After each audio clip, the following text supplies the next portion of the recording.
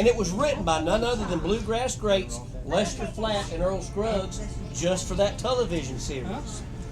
Now, another good influence I had on my musical learnings at the time when I was a teenager was my own dear sweet grandmother. Grandmother loved all the old bluegrass and gospel traditional songs. And she found out I was learning to play the banjo. She says, young man, you bring that banjo down here every time you come visit me. I'll teach you the good old classic songs. And she did. She loved to sing. She sang. She loved to sing in her church. Now, the thing about going to grandmama's, her and granddaddy lived on a farm down in middle Georgia, near a little community called High Falls, Georgia. Well, anytime you stayed with them, you knew grandmama was going to get you up bright and early on Sunday morning. But she'd feed you a big old breakfast. Country ham, biscuits, eggs, grits, red-eye gravy. Man, it was good. Well, no sooner than we finished breakfast, grandmother would start Sunday dinner simmering on the stove. Then we'd all get ready and go off to her little church down there near High Falls, Georgia. And grandmother loved to sing in that church choir.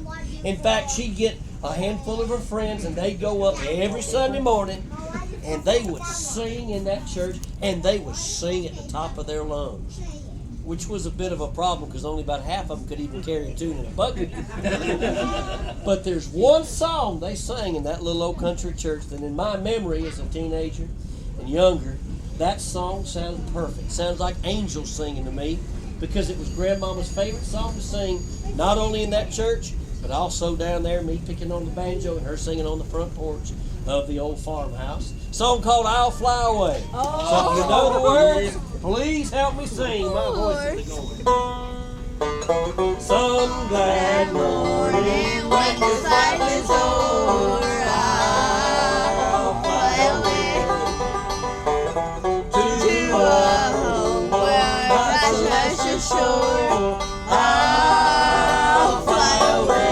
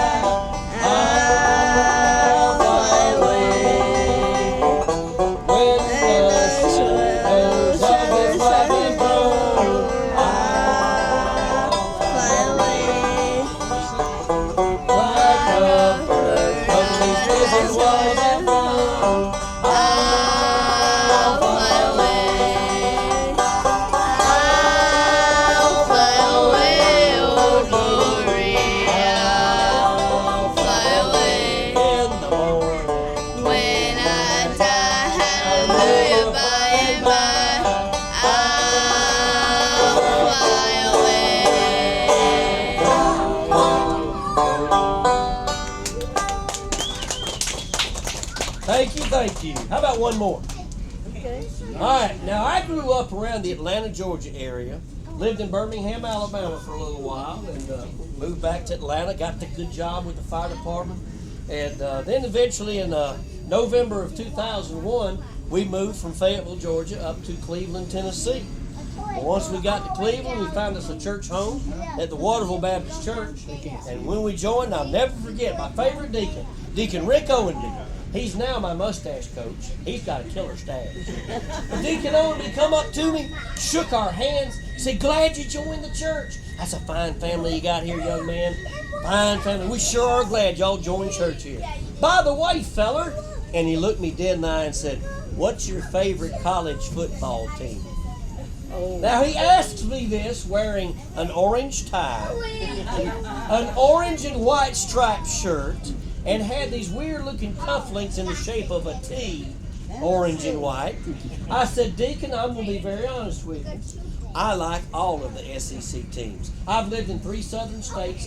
I've got kinfolk. My mother graduated from UGA. My brother graduated from Auburn. I graduated from UAB. My other brother did too. We just like all of the SEC teams. Well, he looked at me like I'd shot his dog. He said, feller, you can't straddle the fence around here. But it's your lucky day. I can help you reach a better decision. So he run out to his car, opened the trunk, and brought back 3 of the prettiest orange T-shirts with a big white T on it. Handed one to me, one to my wife and one to my daughter. Said, congratulations. Y'all's Tennessee fans now. You know, I didn't want to upset him, so when in Rome, do as the Romans. I'm fine with that. Well, a few Sundays later, he come up to me again. He said, hey, fella, Brother Dave Thomas told me you picked the banjo. Is that true? I said, yeah, it's true. I play at it a little bit.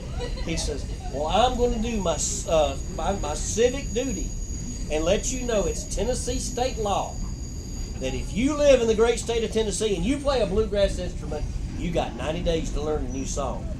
What song do you think he was talking about? How about Rocky Top? I was born and raised on Rocky Top up in Tennessee here. Ain't no smog or smoke on Rocky Top. Ain't no cell phone bill. Once I had a girl on Rocky Top, half there the other half captive. While there's a million sweet ass Rocky Top, I still dream about that.